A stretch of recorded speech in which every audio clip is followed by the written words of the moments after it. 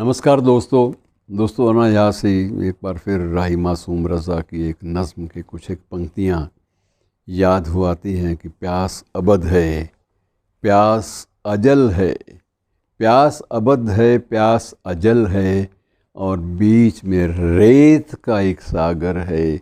इस सागर के नाम हज़ारों, डूबने वालों में कोई है नजद की वीरानी का नगमा, कोई हीर है कोई रांझा। इन नामों में क्या रखा है? प्यास अबद है, प्यास अचल है। तो इन पंक्तियों का जो संदर्भ है मैं वो आपको दे देता हूँ कि एक बार फिर से ये ईमानदाराना प्रयास हो रहे हैं कि सतलुज यमुना जोड़ नहर, जिसका निर्माण पंजाब और हरियाणा के बीच समझौते हुए राजीव लौंगोवाल जो समझौता हुआ था उसके अंतर्गत इसका निर्माण होना था। लेकिन ये निर्माण जो है वो हमारे यहाँ कोई भी निर्माण भी है वो ध्वंस का या खटास का या संबंधों में दूरी का एक कारण बन जाता है। दो राज्य एक ही परिसर में रहकर अपनी जो विधायिका वाली कार्रवाइयाँ हैं, विधानसभागत कार्यवाहियाँ हैं, वो भी निपटा सकते हैं। अपनी प्रशासनिक जो कार्य शैली होती है उसका निपटारा भी कर सकते हैं। सचिवालय दोनों के पास एक है, दोनों इतने बड़े राज्य हैं और दोनों के पास एक ही सचिवालय, गुजारा भी नहीं है। बड़े खुले से आराम से, कोई किसी को संकट नहीं है कि वहाँ को मारामारी हो रही है। एक ही हाई कोर्ट उच्च न्यायालय जिसमें दोनों ही राज्य अपने अपने जो मुकदमे हैं वो न्यायपालिका के सामने प्रस्तुत कर रहे हैं, और जो न्यायमूर्ति हैं वो भी कुछ बटे हुए नहीं हैं कि ये पंजाब का है ये हरियाणा का है। साझे रूप में उनकी नियुक्तियां होती हैं, केंद्र द्वारा होती हैं। केंद्रीय जो हमारा जो सर्वोच्च न्यायालय है वो और विधि मंत्रालय और इन सब की सहमति से एक चार्टर तैयार होता है, कॉलेजियम तैयार होता है। उसके बाद कुछ नामों को स्वीकृति मिलती है, और उन नामों को इसलिए ये आधार नहीं वहाँ अपनाया जाता कि ये पंजाब का ये काम देखेंगे, ये हरियाणा का काम देखेंगे, एक ही है।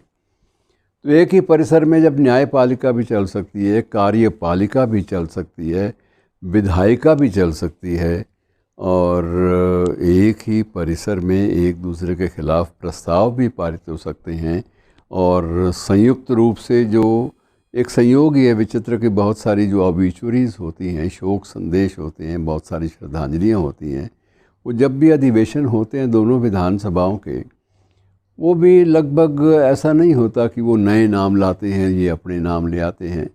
बीच में कुछ एक ऐसे नाम भी होते हैं जो दोनों प्रदेशों के लिए महत्वपूर्ण थे।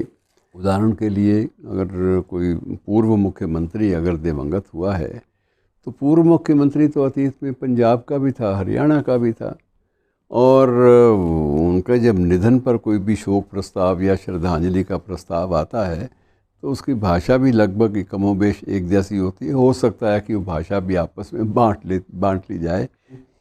कहने का अंतिम जो तात्पर्य है वो ये है कि न्यायपालिका के लिए वही परिसर, कार्यपालिका के लिए, एडमिनिस्ट्रेशन के लिए वही परिसर, और विधायिका के लिए भी वही परिसर। जब सारे परिसर एक हैं तो फिर लड़ाई किस बात की है? अगर SYL जो है अब तक नहीं बन रहा तो उसके लिए भी कोई ना कोई विवाद तो हल होना चाहिए।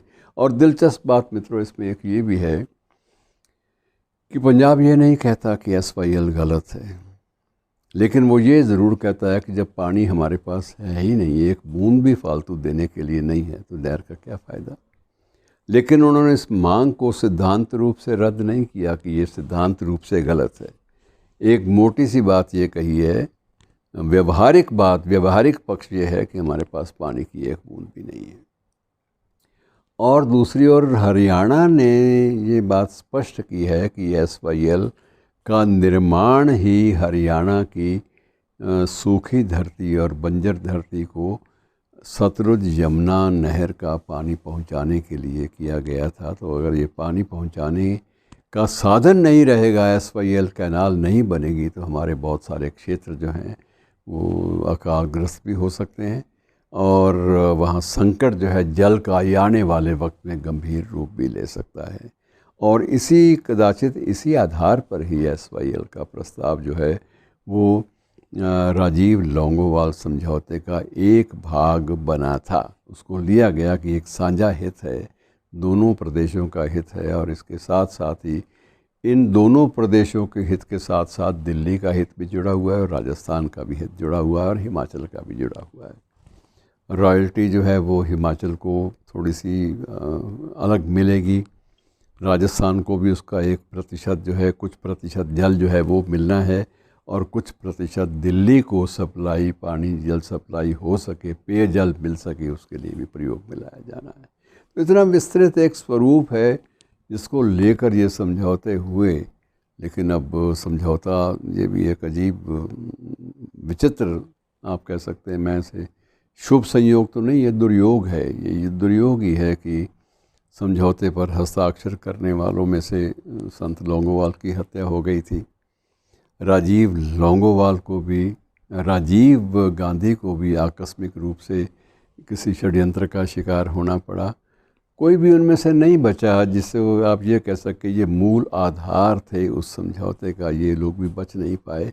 और तो और रहे कि SYL के निर्माण कार्य में भी 1990 में 2 इंजीनियरों की हत्या हो गई थी, और उसके बाद ये मामला सर्वोच्च न्यायालय में चला गया, और कितनी ही बार इसकी नहर की जो खुदाई हो चुकी थी उसको पाटा भी गया, और वो जो नोटिफिकेशंस, अधिसूचनाएं जारी की गई, जो ज़मीन अधिग्रहित की थी उसको भी, अधिग्रहण को भी रद्द कर दिया। बहुत सारे ऐसे अजीब अजीब प्रस्ताव पारित हुए हैं जिन्होंने उन प्रस्तावों ने वस्तुतः उस समझौते पर इतनी खरोंचें डाली हैं।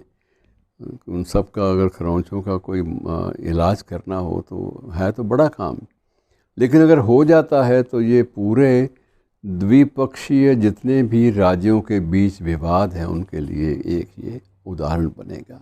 धन्यवाद।